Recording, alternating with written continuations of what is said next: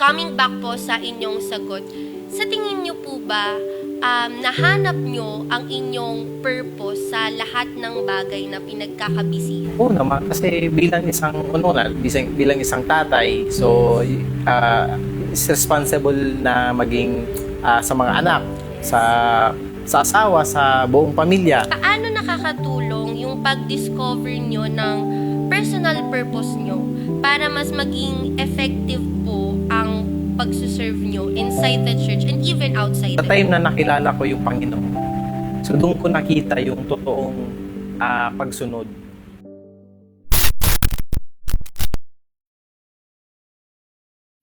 Magandang araw mga katagumpay! Tagumpay tayong lahat! Yes! Tagumpay ka, partner! Ang Tagumpay. energy natin ngayon to the highest level dahil tayo ay nasa episode 3 ng ating overflowing sessions. Yes, ngayong araw, Yes. tatalakayin natin ay tungkol sa overflowing grace. So, talaga naman nag-uumapaw ang ating energy at ang ating mga puso. Yes, mag-uumapaw po yan lalo dahil makakasama natin. Sino? Nakadikit na sa kanya ang pangalan na Ganun na Grace. sila? Yes, Okay. ganun na sila. Oo. Sino nga ba yan, partner? Siyempre, ang kasama natin ngayon, tawagin natin ang ating binibini, napakahinhin, no?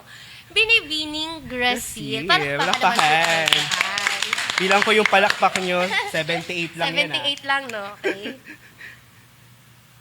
Parang kinakabahan ka. Oo nga eh. Okay, sige. Yes, Ready ka na ba? Yes. Kumustahin na natin siya? Yes. Parang ako muna gusto ko kamusta yung sarili ko.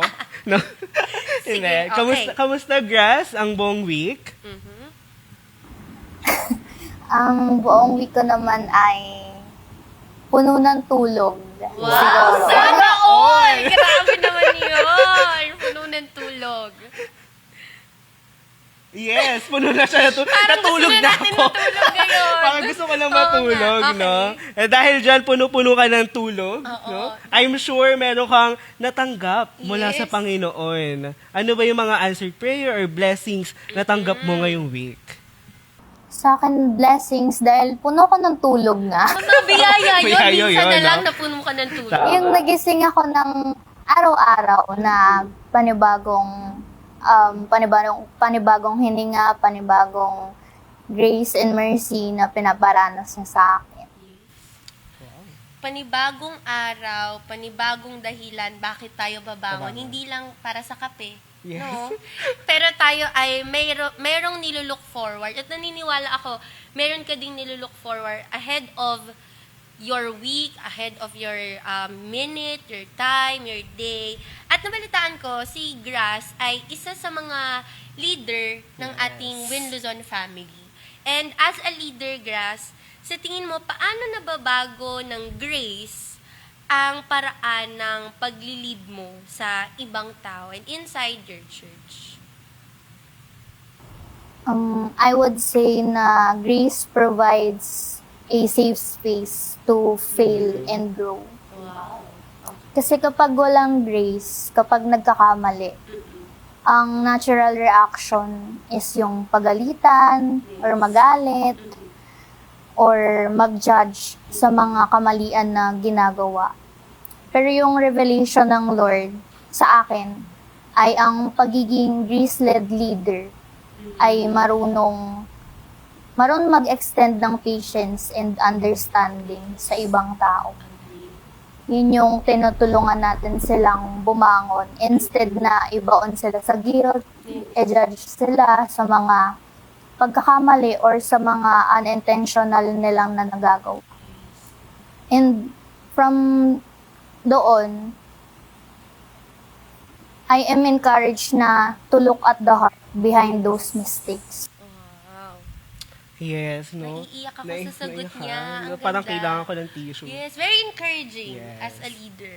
Yung sabi niya kanina, no, na bilang leader, ng leader siya. Sa tingin mo, yung grace na yon, yung grasya na yon, nagmumula sa Panginoon, na pwede mo ba siyang maibigay sa mga kabataan as leader ka ng youth? Tama? Pwede mo ba siyang maibigay? Sa akin, yes. Kasi yung pagiging leader naman is hindi hindi siya gusto ko lang. Hindi siya dahil ako yung nandun, pero yun yung binigay sa akin ng Lord kahit hindi ko deserve. Kasi from the grace itself, is yun yung nare-receive ko kahit hindi ko deserve. Kasi kahit ako, hindi ko masasabing deserving ako as a leader. It comes from the Lord. It comes from His plan and His will. Yes, having said that, no, how has God grace in your life overflowed in your leadership of the youth in your church, in our church, no, as we move on?